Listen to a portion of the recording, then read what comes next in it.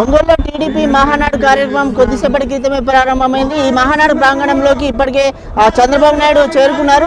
చంద్రబాబు నాయుడు మహాప్రాంగణంలోకి అడుగుపెట్టగానే ఒక్కసారిగా టీడీపీ కార్యకర్తలు పెద్ద ఎత్తున అరుపుల కేకలతో ఆ మహానాడు ప్రాంగణం అంతా మారిమోగిపోయింది. అలాగే టీడీపీ ఏర్పడి 40 సంవత్సరాలు పూర్తి చేసుకున్న సందర్భంగా ఈ మహానాడు కార్యక్రమం నిర్వహిస్తున్నారు.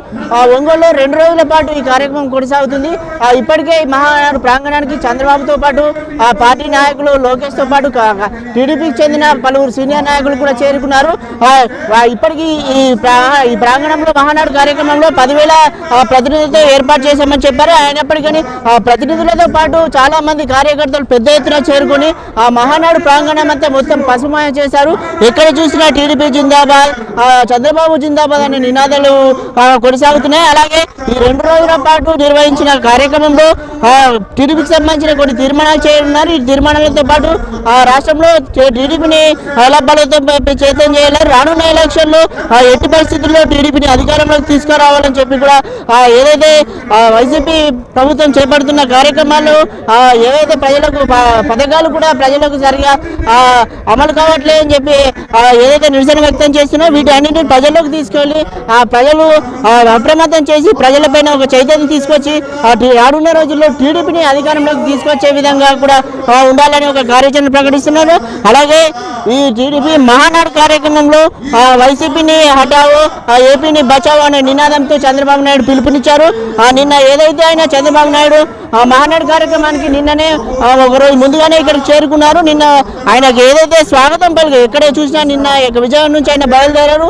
ఒంగోలు వరకు ఎక్కడ చూసినా కానీ పెద్ద ఎత్తున టీడీపీ నాయకులు స్వాగతాలు పలుకుతూ ఆయనకు ఒక ఉల్లాసాన్ని నింపే ప్రయత్నం చేశారు. ఆయన ఈ టీడీపీ నాయకులు పలికిన ఘన స్వాగతాన్ని చూస్తూ చంద్రబాబు మాట్లాడుతూ తమ్ముళ్ళారా మీ ఉత్సాహం చూస్తుంటే టీడీపీ రానున్న రోజుల్లో టీడీపీ అధికారం చేపట్టే విధంగా కూడా ఉంటుందని చంద్రబాబు నాయుడు వ్యాఖ్యలు చేశారు. అలాగే మనం చూసుకోవచ్చు ఇప్పటికే సభా ప్రాంగణం అంతా ఇప్పటికే ప్రతినిధుల్లో నిండిపోయింది. ఇక్కడ మన చుట్టుపక్కల చూసుకున్నట్లయితే కార్యకర్తలు చాలా ఎత్తున ఏదైతే ఇప్పుడు ఈ సభా ప్రాంగణంలో మహానాడులో చేపట్టిన సభ్యత్వం ఉన్నదో ఆ ప్రతినిధుల సభ్యత్వం ఉన్నదో అది 10,000 దాటిపోయింది. ఒక గంటలోనే ఏర్పాటు చేసిన 10,000 మంది సభ్యత్వం నిండిపోయింది. అలాగే సామాన్య కార్యకర్తలు పెద్ద ఎత్తున వచ్చి సభా ప్రాంగణంలోకి వారు నా పేర్లు నమోదు చేసుకుంటున్నారు.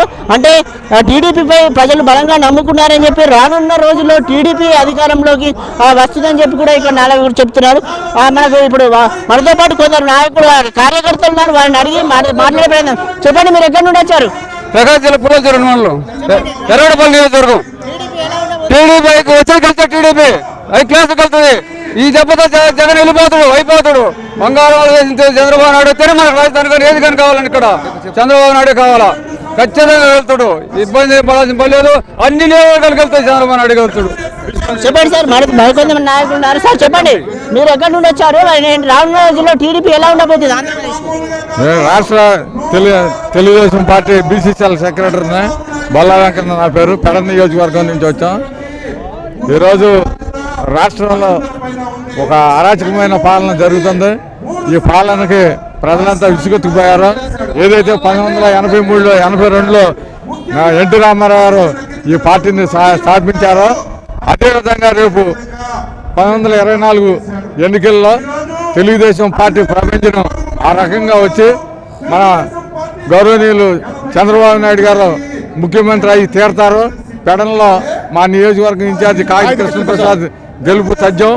మొత్తంగా తిరిగి తెలుగుదేశం పార్టీ అధికారంలోకి రావడం తథ్యం. ముఖ్యంగా ఇక్కడికి వచ్చిన కార్యకర్తలు కానీ నాయకులు చెప్తున్నారు ఏంటంటే ఏపీలో అరాచక పాలన, జగన్ నాయకత్వంలో అరాచక పాలన కొనసాగుతుందని చెప్పి ఈ అరాచక పాలనని రానున్న రోజుల్లో తొలగిస్తామని చెప్పి ఎట్టి పరిస్థితుల్లో చంద్రబాబు నాయకత్వంలో టీడీపీని అధికారంలోకి తీసుకొస్తామని కూడా ఇక్కడ చెబుతున్నారు. అదేవిధంగా మనం చూసుకోవచ్చు ఇక్కడ సభా ప్రాంగణం పక్కనే టీడీపీకి సంబంధించిన కొన్ని ప్రత్యేక ఏర్పాట్లు చేశారు. టీడీపీకి సంబంధించిన ఒక డిజిటల్ వర్క్ షాప్ అనే ఒకటి కార్యక్రమం ఏర్పాటు చేశారు. ఇక్కడికి వచ్చిన కార్యకర్తలకు ఆ డిజిటల్ వర్క్ షాప్ లో అక్కడ ఉన్న కార్యకర్తలు సామాన్య ప్రజలకు ఎక్స్ప్లెయిన్ చేస్తున్నారు. అంటే టీడీపీని రానున్న రోజుల్లో టీడీపీని ఎలా బలోపేతం చేస్తాము, ఇక్కడ సామాజిక సోషల్ మీడియాలో కావచ్చు, మిగతా ఇతరత్ర సామాజిక మాధ్యమాల్లో కావచ్చు టీడీపీని ఎలా యాక్టివేట్ చేయాలి, దీన్ని ప్రజలకు అటు సామాజిక మాధ్యమాల ద్వారా టీడీపీ చేస్తున్న పనులను, అలాగే చంద్రబాబు నాయుడు గారు చేస్తున్న వ్యాఖ్యలను ఇవన్నింటిని ప్రజలకు తీసుకోవాలని చెప్పి కూడా వారు అక్కడ ట్రైనింగ్ ఇస్తున్నారు. అలాగే పక్కన చూసుకోవచ్చు, ఉచిత వైద్య శిబిరం ఏర్పాటు చేశారు. చంద్రబాబు నాయుడు లోపలికి ఎంట్రీ కాగానే మొదటగా ఉచిత వైద్య శిబిరాన్ని ప్రారంభించిన తర్వాతనే ఆయన లోపలికి వెళ్ళారు. అలాగే ఇక్కడ చూసుకోవచ్చు, పెద్ద ఎత్తున ఏదైతే 2 రోజుల పాటు మహానాడు కార్యక్రమం కొనసాగుతుందో, అయితే ఈ రోజు కేవలం ప్రతినిధుల సభ మాత్రమే ఏర్పాటు చేశారు. అయినప్పటికీ కూడా ప్రజలు పెద్ద ఎత్తున తండోపతండాలు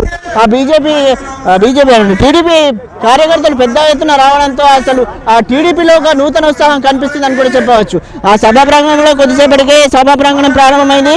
మొదటగా సభా ప్రాంగణంలో ఎవరైతే టీడీపీ కార్యకర్తలు ఉన్నారో వారు, అంటే ఈ మధ్య కాలంలో చనిపోయిన టీడీపీ కార్యకర్తలకు వారు నివాళులర్పించారు. అనంతరం సభ ప్రాంగణం ప్రారంభమైంది. ఇప్పటికే టీడీపీ అధ్యక్షుడు, ఆంధ్రప్రదేశ్ అధ్యక్షుడు అచ్చెన్నాయుడు మొదటగా స్పీచ్ ప్రారంభించారు. ఆయన మాట్లాడుతూ 40 ఏళ్ల టీడీపీ ప్రస్థానంలో టీడీపీ సాధించిన విజయాలను, టీడీపీ ప్రజల్లో తీసుకొచ్చిన అమల్లో తీసుకొచ్చిన పథకాలను కావచ్చు, రానున్న రోజుల్లో అంటే వైసీపీ ఏదైతే అరాచక పాలన టీడీపీలో కొనసాగిస్తుందో ఈ అరాచక పాలన వ్యతిరేకంగా ప్రజలను మనం ఒక చైతన్యం తీసుకొచ్చి రానున్న రోజుల్లో టీడీపీని అధికారంలోకి తీసుకొచ్చే విధంగా ఉండాలని చెప్పి చంద్రబాబు నాయుడు కానీ ఇతర నాయకులు కానీ అటు కార్యకర్తలు కానీ ఇచ్చే ప్రయత్నం చేస్తున్నారు. మనం చూసుకోవచ్చు. మనతో పాటు కొందరు టీడీపీ నాయకులు ఉన్నారు. వారితో